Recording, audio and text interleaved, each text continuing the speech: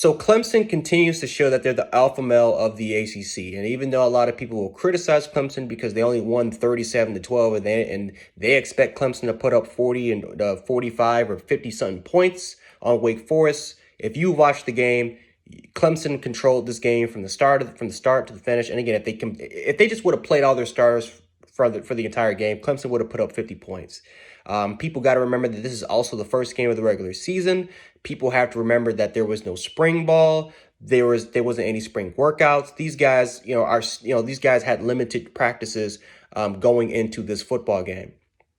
So we also have to take that into consideration. But what I saw from this matchup was a bunch of stars that in 2 to 3 years, these guys are going to be potentially, top 10 picks. These guys are going to be record-breaking guys. I mean, Miles Murphy, Brian Bresee, we saw DeMarcus Bowman. We saw some guys like Ngata who finally got his shine. We saw, Galloway got his moment at the tight end position. We saw a whole bunch of players, a bunch of new bloods that were able to shine and were able to pretty much show their potential of being potential first round picks. We saw that Travis Etienne continues to be Travis Etienne, and he's averaging over 6 yards a carry. The offensive line with 4 completely different new starters dominates Wake Forest. Now, again, it is Wake Forest, but Wake Forest has some defensive linemen that are potential draft picks. I think one is actually a projected first-round pick. So Clemson did a phenomenal job on the offensive line of pretty much manhandling and pretty much controlling the run and the pass game. Trevor Lawrence continues to show that he'll probably be the number 1 pick in the NFL draft. He shows the accuracy, the velocity, the poise, and of course the athleticism of what today's quarterback is, or what today's projected number 1 pick quarterback is expected to be or expected to look like. We saw the depth and the talent spread all across the board, from the offensive side of the ball, from the defensive side of the ball, and from special teams. And again, it's all about that potential. The potential is there. And Dabo Swinney said it. This is the most talented Clemson team he's ever had. And I think the funny part is that every single year, Dabo Swinney could say it because now Clemson's in that territory where they're starting to get top 5 to top 3 recruiting classes. The 2020 recruiting class was the number 3 recruiting class, but easily could have been number 1. You can still make an argument it's the most talented one because of all the 5-star athletes that they have. But looking forward in the future, I can't see Clemson looking back. They've won 2 national championships. They've won numerous amount of ACC titles.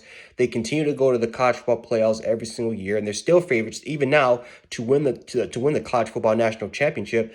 I honestly can't see Clemson regressing and they're going back to barely having a top 25 recruiting class. I just can't see it. But the depth showed in tonight's game that this is a team that's favored to win it all. And, I think that this pretty much, it's a carried with me as far as Clemson winning the ACC, because I looked at Notre Dame's performance, and Notre Dame's extremely talented, but 27-13 against the Duke Blue Devils is not going to get it done against Clemson. It's just not going to get it done. And Notre Dame's problem for years has been their offensive production, especially in the passing game. They're solid in the running game. They've always had a solid offensive line, but when they've been facing the elite teams, they have seemed to struggle, especially when it comes to producing on the offensive side of the ball in those big time moments and matchups. Clemson's ready. Or maybe not yet ready, but Clemson, we know how this is going to work. Clemson is going to dominate. They'll probably have that one game where they'll struggle, that one game where a team could catch them off guard, but then that's the only chance you'll have at them. And then Clemson will cruise it by the ACC, and they'll go right back to the college football playoffs. And Notre Dame, North Carolina, those teams aren't really helping the case of dethroning the Clemson Tigers from winning the ACC conference. We saw a whole bunch of talent, a whole bunch of new players, especially guys like Miles Murphy and Brian Bresee, who was unblockable, who were dominant from start to finish. We saw guys like KJ Henry finally get his shine and got his moment. He had a sack. We saw Spector. We saw some of those other linebackers, right? You saw the Venables brothers out there. You even saw Skowski, who's the starting inside linebacker. He didn't even come into the second half because of a targeting call. But if you've never watched Clemson football, you would have never noticed that Skelski was the starting linebacker because the defense was so damn dominant from start to finish.